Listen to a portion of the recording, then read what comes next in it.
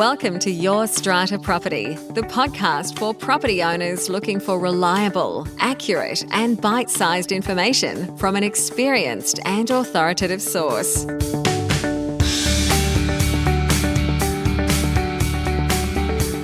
Hello and welcome to the podcast.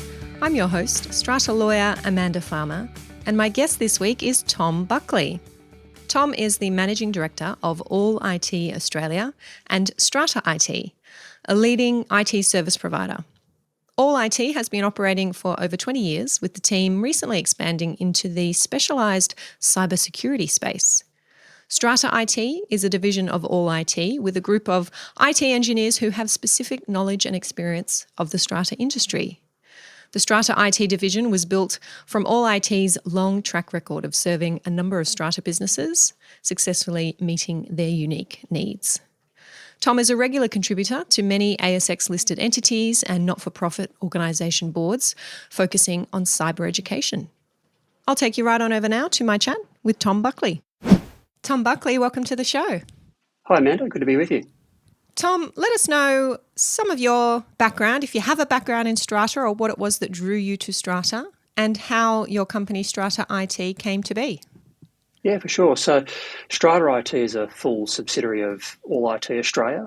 All IT Australia has been around for nearly 20 years as a fully fledged, what we refer to ourselves as a managed service provider. And Strata I.T has been recently born and created from All IT. And for a few key reasons, for many, many years, All IT had worked with a number of many strata managers as their IT services provider, covering all facets of IT, which we'll most likely go through later. And we thought, we've got a team of dedicated engineers in our team and administrative staff and a whole range of people that specifically look after strata managers. And we thought, well, this needs its own dedicated company and structure, which we've put in place, and those particular engineers that have formed part of Strata IT have been working with strata managers in the IT space for many, many years and know the ins and outs of the programs, the challenges, the larger picture that strata managers face day in, day out. So it's been a logical fit and a logical creation for us to move into that area, and one that we're very excited about. We've moved our current and existing strata management companies into that entity to service out of their day-to-day, and it's going from strength to strength. Tom, why is it so important for strata managers to understand, to be across technology and the efficiencies that it brings? Yeah, I suppose before I answer that, the strata industry, I suppose, is obviously a relatively boutique industry, and in terms of IT, if you look at strata management, you really can't go any longer than a few minutes in one's day without IT. So it's of critical importance.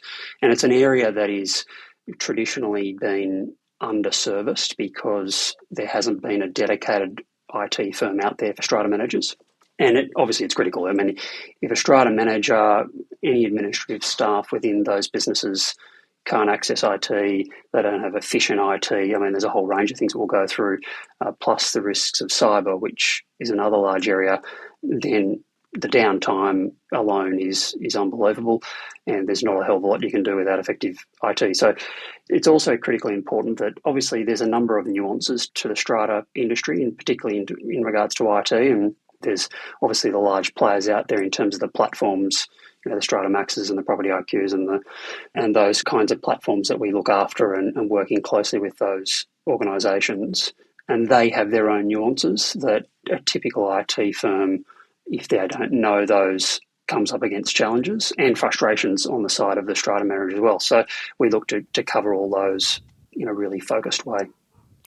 So you've mentioned there some of the unique platforms that our strata managers are using. And look, I really have nothing to do with IT or tech support in our strata management companies, but I do know from working with clients in my legal practice that there are challenges and frustrations that come out of those platforms in particular. So I hear you there. What other tech challenges do our strata managers face commonly? Yeah, it's a good one. Let's park cyber to one side because it's such a large area. But in terms of the other areas, efficiency is a big one. Obviously, it's such an administrative heavy industry and getting those efficiencies. So we work with strata management companies to look at all the tools and platforms available to them that they may not have heard of or not are using effectively. We also see that there's a lot of tools and platforms out there, but are they implemented properly? Are they working properly? So we do a lot of that work with the administrative teams and the strata managers to get that working properly. Even a lot of work on the hardware side, not only the software side, but the hardware side, having good, well-run, efficient hardware that's running effectively is crucially important as well. And of course, as strata managers, particularly over the COVID period, and the way that particularly meetings with committees and what have you has changed over that period, then that has also changed the way they run meetings, obviously. So video conferencing within the office is vitally important because a lot of those meetings are now taking place virtually. So easy use of video conferencing and good quality internet comes into that, good quality facilities come into that, which we look after as well. And then, of course, having that ability for strata managers to work from anywhere. Obviously, more people are working from home. We're now working extended hours, which we do, and support extended hours, which is vitally important. 7 days a week is having that flexibility and access is also a very big one. And that's one of the things that strata managers have struggled with in the past, is getting access to their information in a fast and speedy way, I suppose, outside of the office. A few of the major strata platforms are what we refer to as legacy-based platforms, which is not necessarily a bad thing, but they are attached to a server, generally in an office. Some of those are moving to the cloud, and getting access to those in the past has been a challenge, VPNs, slowness, but there's a number of things that we know just in regards to how we set up the infrastructure and the nuances of each individual platform that we work out and work through to make sure that it's working effectively for each client. And each client is different. And it's not just the owner of the business or the staff of the business who need to access this information that might be stored on a server, is it? It is this unique situation where you also have the clients of that business, the lot owners, from time to time, wanting to, requesting access to their own records. Right across our country, we have laws in place that allow owners to inspect the books and records of their owners corporation, make appointments with their strata manager. It wasn't that long ago that we were turning up at strata managers' offices and looking at hard copy records. COVID moved everything forward quite rapidly, or at least should have, in my view, for many strata management companies. And now I see my clients, myself, logging in to online platforms to inspect books and records. Do you help management companies with that process, making sure that that is smooth for owners? Yeah, there's a few parts to that, Amanda, and 100% yes. There's not only the speed and access and making sure that's set up properly, but there's a few parts to that. There's the logging in component, which is critical in getting that component set up in terms of website and access and all those parts. There's also the security of that. So we look at that and we'll go into the security part, but just in particular in regards to this, that's critical because obviously you're opening up some pretty confidential information in a lot of cases to the internet. So there's a lot of ways that we do an analysis around is it secured and putting the relevant checks and balances in place there. And the other part of that is the outbound sending of information from strata managers to their clients, and that's critical.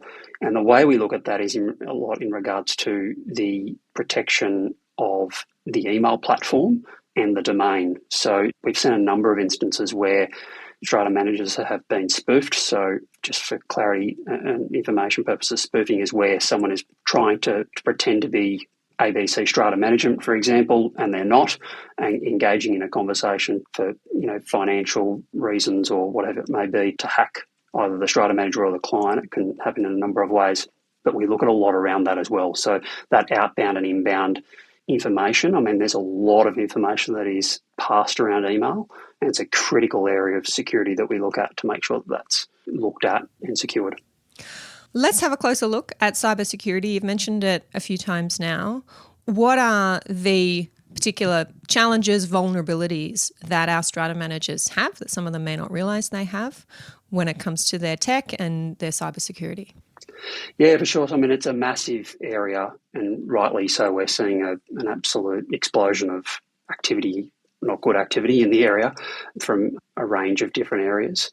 And I mean, if you just sort of zoom out for a moment and look at why this is, I mean, the people that are attacking businesses are people that are wanting information to use that to their advantage, either financial or holding information to ransom.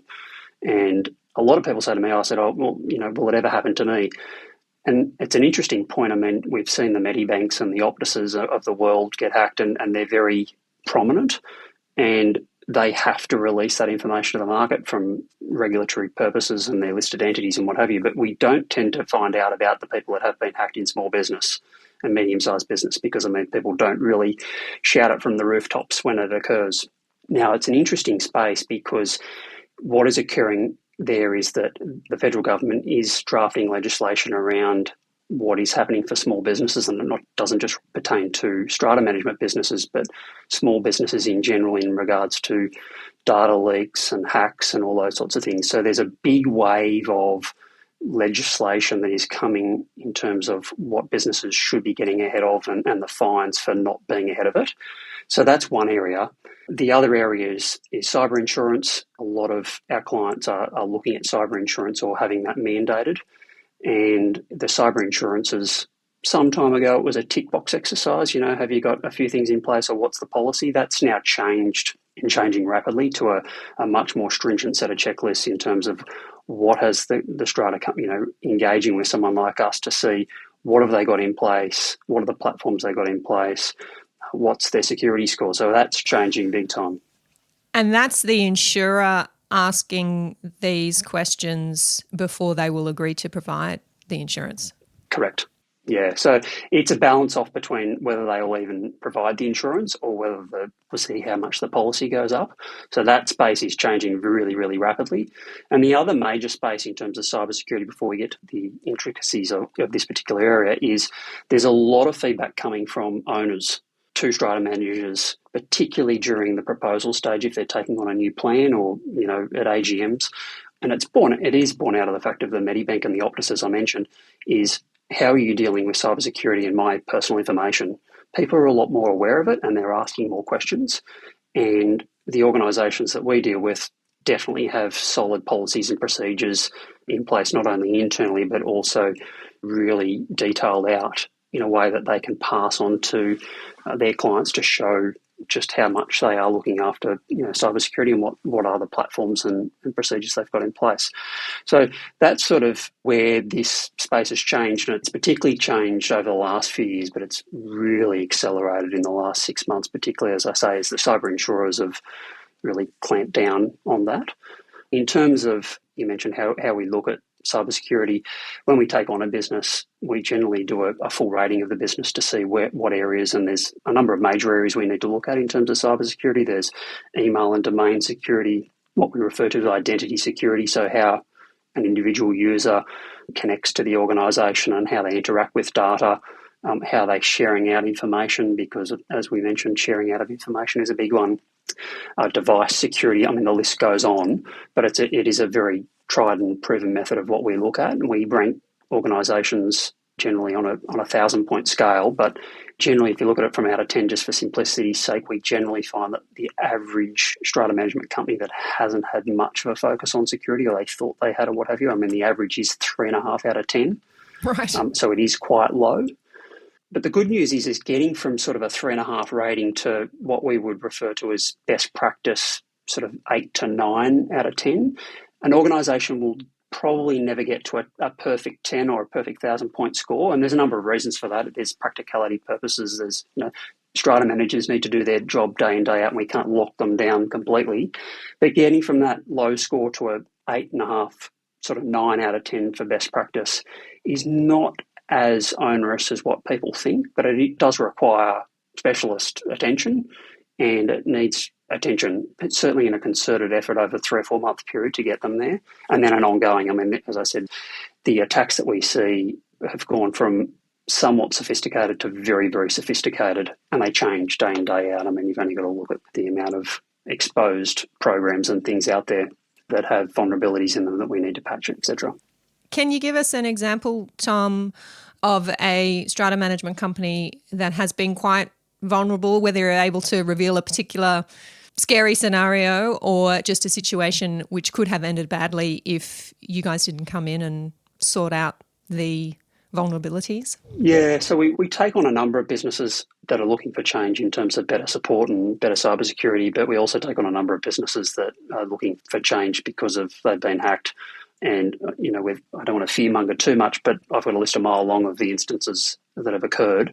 We've had one instance where a very large supplier has paid a batch payment well over $100,000. I've got instances well above that as well, where email has been hacked, communication has been intercepted, very sophisticated, invoices changed, the whole box and dice in terms of, I could go into a lot of detail, but essentially information has been changed and that payment has been made and unfortunately can't be recovered. Now, in that particular instance, they did have a policy, a cyber policy, but they had actually gone through a bit of a tick boxing exercise and didn't realise that they'd ticked things that they thought they had, but they didn't. So they couldn't lay claim to the policy. I mean, a little bit over 100,000 is a big hit to a business, straight off the bottom line, not recoverable, and that funds have never been able to be recovered. So in answer to that, we took that organisation on, and no cyber vulnerability, if you look at it, we can't guarantee that a business is going to be fully secure because, as I say, the landscape is changing so rapidly. I'm talking on an hourly basis, not a daily basis. However, that exact example, that could have easily been stopped via a number of things. Domain security, multi-factor authentication. That particular organisation did have multi-factor authentication, but unfortunately they had a method where it was prompting the user a number of times. So we don't use that method. It's getting into quite specifics, but we take that away because what happened there was that they were getting prompted a number of times and the user thought, oh, I better accept this. Something must be requiring it. So they've accepted it and let a hacker in. So it's getting quite advanced in that regard. What are some of the things, Tom, that our listeners can or should be looking at now, some action steps that they should be taking to address their cybersecurity? Yeah, for sure. People often say to us, what are the things we should be looking at in terms of cybersecurity? And I mean, really, you should be getting in place a trusted IT services provider that knows the industry because, I mean, we can look at sort of 80-85% of what we do, even in All IT, our parent company, in terms of what we do for businesses, and 80-85% applies to the businesses, but there's 10 or 15% that really is specific to strata managers that we should be looking at. And I've mentioned it a few times, but really securitizing your domain, there's a number of things. I'm getting a little bit tech heavy here, but there's things like DMARC and DKIM, which secure your domain when sending email, TLS and RPT. There's making sure that your Microsoft Secure Score settings. I mean, one metric is if you run the Microsoft platform, the Microsoft Secure Score, which is something that is provided in the administrative portal of every Microsoft 365, what we refer to as tenancy, which is each company, that gives you a metric of where you're sitting in the Microsoft landscape. And look, everyone's using mostly Windows devices in this industry. And that's, again, a point scoring system that Microsoft uses of the metrics that Microsoft have available but don't put in place. So Microsoft have a number of things that you can put in place but don't come in place. They don't come turned on. So they need modification and manipulation to make sure they're applied right for each business and industry. But I mean, we see a lot of those metrics, the Microsoft Secure Score, sitting at 20 to 35%. And again, that should be at least 85%. So, that's a big one. So if people are interested, that's a quick and easy method to find out off your current provider. It'll probably ring alarm bells with the provider if you start asking those questions, but you should know that. And you have the right to know that information. You may not be an administrative user within the tenancy, but you can request that information and a screenshot of it. And who are you requesting for that information? Generally, whoever looks after your email and in your Microsoft infrastructure, your IT provider, that will generally have access to that. Mm-hmm. And if they don't, that's probably raises more of a flag, or if they don't know about that. Device security, just touching on that, we talk about the average person would think an antivirus is important. Antivirus is a reactive technology. We have it in place, but it's really of not a great importance. We're looking at things of being proactive. So being reactive is largely too late.